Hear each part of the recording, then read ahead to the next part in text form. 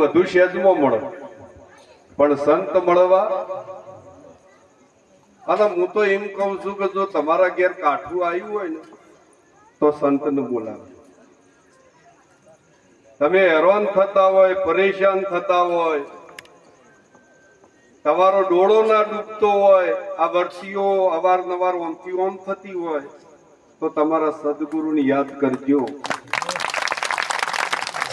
કારણ કે તમારું જીવન સુખીમય નહીં થતું એનું કારણ કે સદગુરુનો પગલો તમારા ઘેર નથી. અને જે વખત સદગુરુના પગલા થશે, અરે ઊંચી મેળી તે મારા લે બીજા કદી કીધી તો આપણે વિચાર કરીએ. સાહેબ આટલી તો ખબર પડવી જોઈએ. એટલે આગળના મહાપુરુષોએ સુંદર સત્સંગ કર્યો. હવની ભૂમિકામાં આગળથી જ રજૂઆત એવી છે એટલે આપણે એ રજૂઆત ઉપર જવું પડશે.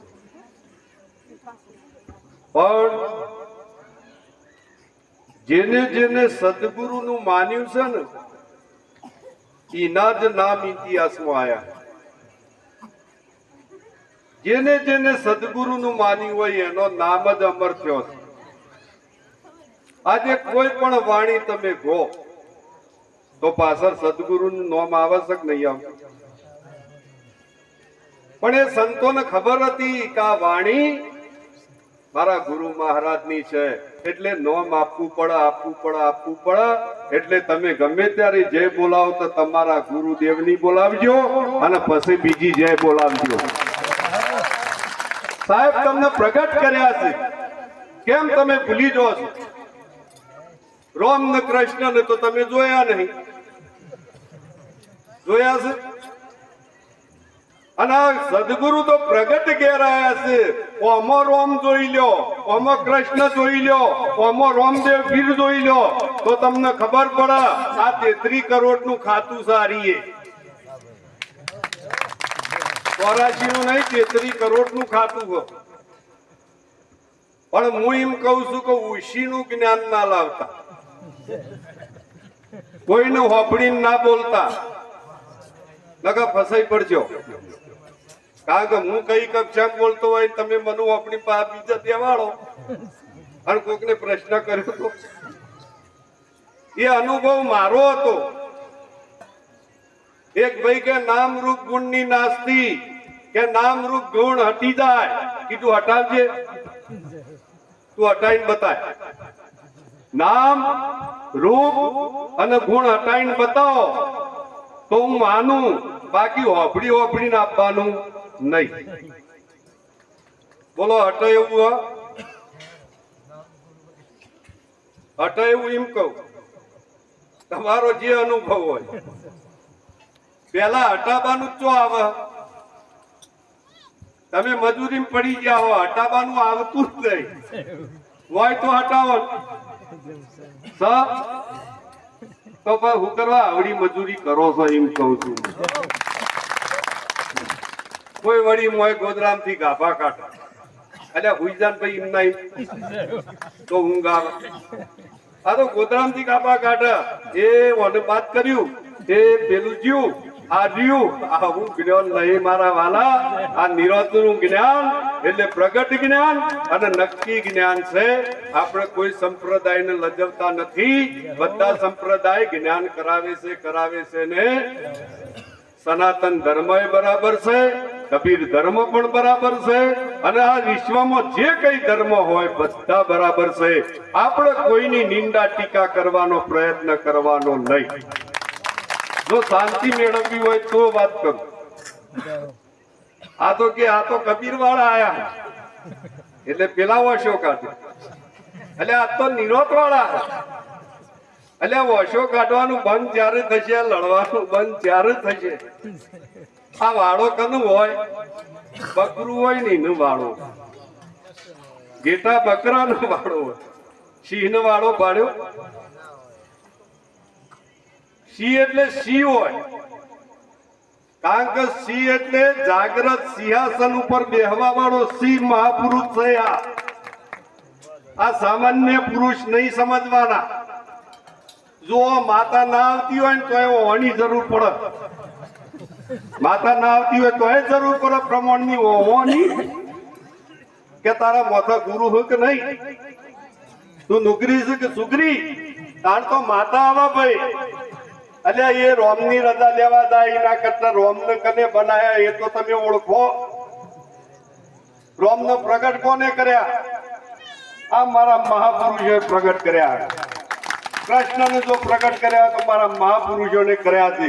રોમદેવજીને જો પ્રગટ કર્યા હોય તો આ મહાપુરુષોએ કર્યા છે. દેવી દેવતા પણ પ્રગટ થયા હોય તો આ જ મહાપુરુષોથી થયા છે. આ જ ઋષિ મુનિઓ છે. આગળના ઋષિ મુનિઓ ના હોગો અત્યારે બેઠા છે, પરખી લો. અત્યારે ફરક કરી લો. આ તો પેલા આગળના ઈ આપણો તો કૃષ્ણ આવે તો મેળ આવે. હવે કૃષ્ણ તો આપવા પણ આમાં કૃષ્ણ દેખાય. કોઈ વળી પૂછડા વાળા હનુમાન પાડી ગયો. એટલે આ પૂછડા વાળા 3 કાળમાં હનુમાન નહીં.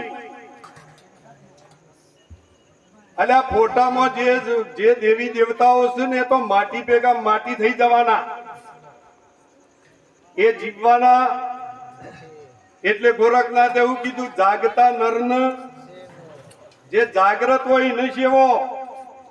એટલે આ બેઠો ને જાગતો એમ નહીં, પણ સ્વરૂપમાં જે જાગ્યો હોય એને જો તમે સેવી લો તો તમારો બેડો પાર છે. અને એવો મહાપુરુષ જો તમારા ઘેર પગલું મેલે તો તમારું આખું ઘર પ્રગટ થઈ જાય. ખબર પડી? પણ જાગ્રત હોવું જોઈએ સ્વરૂપમાં. તારે કબીર સાહેબ કહેશે કે સબ મૂર્તિ રામ કી લેकिन प्रगट मूर्ति काम की. જે પ્રગટ છે એ જ કામની હો, બાકી રોમની હોય કે બધું ગમે તે. પણ પ્રગટ. એક દિવસ એવું બન્યું, એક હનુમાનના ભગત હતા. એટલે ગોમમાં પાણી વળ્યું. એટલે પછી કીધું કે ભગત ગોમ ખાલી કરવાનું અને તમે હવે ઉચાળા ભરીને હેડો. ભગત કી હું હનુમાનનો ભગત કોઈથી ખાવું નહીં. તાર ગોમ છોડી દો ને બધા જતા રહો, હું તો વય જ રહેવાનું. મન તો મારો હનુમાન જ બચાવ. ભગત કાઠો થયો. તારું ગોમમાં પાણી વળ્યું તો આખું ગોમ ખાલી થવા માંડ્યું. પણ ભગત એકનો બે થાય વળી કોઈ કોકને પકડીએ જાય. પેલા જીપ લઈને આયા કે ભગત બેહી દો, જીપમાં બેહી દો, આમાં કિનારે ઉતારી દઈએ. કે ના તૈતાર જીપ લઈને જતા રહો, એ તો મને તો મારો હનુમાન આવે તો જ હું આવું, નકર આવું નહીં. ગોમનો કે આ બગડ્યો. સાહેબ ગળા સુધી પોણી આવ્યું. જોજો એનો વિશ્વાસ જેવો. ગળા સુધી પોણી આવ્યું. અને ગળા સુધી જયારે પોણી આવ્યું તારે ગોમ વાળા હતા ને હેલિકોપ્ટર લઈને આવ્યા. અને દોયડો નો છે, ભગત પકડી લ્યો, હવે ડૂબવાનો હારો હ. ઈ તૈતાર જો જેમ થવું એમ થાય, મારો હનુમાન આવે તો જ હું આવું, નકર ના. અને સાહેબ આરે ડૂબીને મરી ગયો. આ ડૂબીને મરી ગયો તે પાછી સુરતા ચો હતી હનુમાનમાં. સીધો હનુમાનના ટોકે જઈને વાગ્યો. કે હું હનુમાન તમે યાર ખબર નહીં પડતી કે આટલું આટલું તમારું નામ લીધું, આટલી શ્રદ્ધા રાખી, ટેક રાખી, જીવજો, પણ તમે આયા તમારી ભક્તિમાં શું ખોટ પડી? તારે હનુમાન કહે છે કે જીપ લઈને ચિયો નાથો ભાઈ આવ્યો તો, અને ના રવરો તે હેલિકોપ્ટર લઈને આવ્યો, પણ તું ના ઓળખીએ કે હું શું કરું? અને પૂછડા વાળા જોતા હતા ભાઈ, આજ હનુમાન સાહેબ યાર ઓળખી લ્યો તમે. ભાઈ બહુ બહાર હોય કશી ખતોર ખપા કરવાની જ નહીં. જેને સ્વરૂપમાં ખબર નહીં પડી.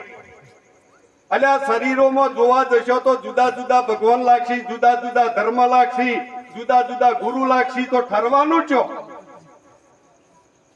3 કાળમાં જે નહીં ઈકણીઓ દારે કથાઓ કરે, કશું સજ નહીં હોય. જો હું તો કહું કોઈને સલામ નહીં મારવાની, નો પ્રોબ્લેમ. આ સલામો મારી મારીને આપણે પાછા પડ્યા. જયારે જોવે કે આ ઠોચી, એટલે નહીં મારવાની.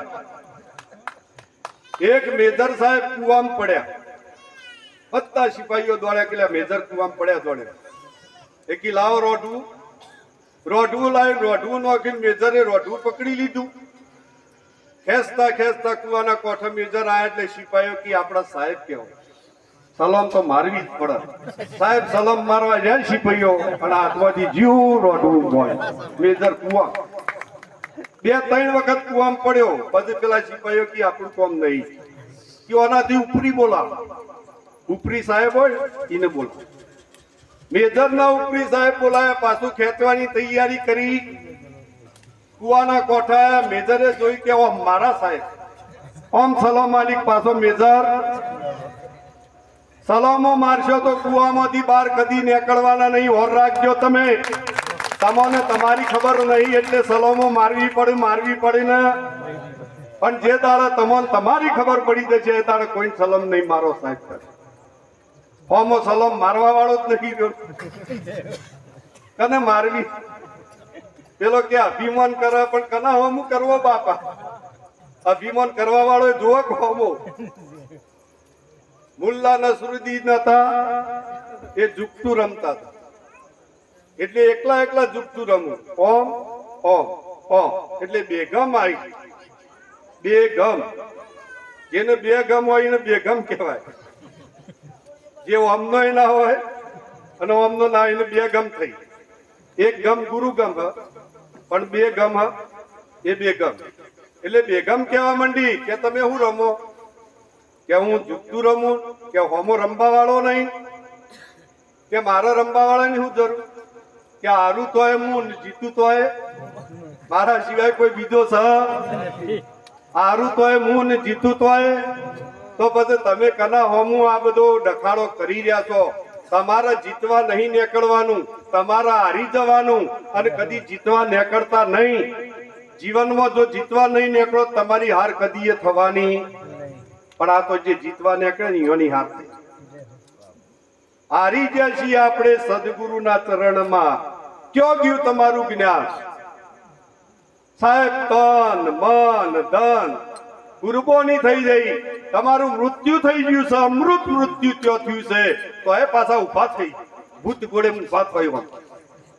એટલે ઉભા નહીં થવાનું. મહિમા વેરાઈ જાય. આ શરીરને વચમાં ચો લાવવાનું.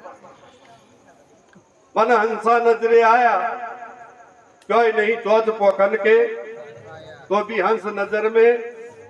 એટલે હંસ ને શરીર નહીં તો મન તો નજર માં આવ્યો. કબીર એવું કે તમે ફેર ઉભું કરો. એટલે સદગુરુની દ્રષ્ટિ છે જોઈ લેવા. જો એક પિક્ચર ચાલ્યું નતું પણ એનું ગાયન સારું હતું. જો અમે સાચા માણસો ચાલશી નહીં લખવું એટલે લખી દેતો. જુઠ્ઠાઓ ચાલશી પણ હાચો માણસ ચાલશે. હાચાનો વિરોધ થશે અને કારણ કે બધાને દુકાનો મોડી પેલા સાચું કેવું એટલે મેળ આવતો. આ દુકાનો કાઢી નાખવા માટે પેલો સત્ય બોલે. એટલે પછી એ ગાયન હતું મને યાદ આવ્યું. ये भाई जरा देख के चलो तेरे आगे भी नहीं तेरे पीछे भी नहीं. ये भाई जरा देख के चलो तेरे ऊपर भी नहीं तेरे नीचे भी नहीं. ये भाई जरा देख के गुरु की दृष्टि से देखो. गुरुની દ્રષ્ટિ આવે તો દિશાઓ ખસી જોડે.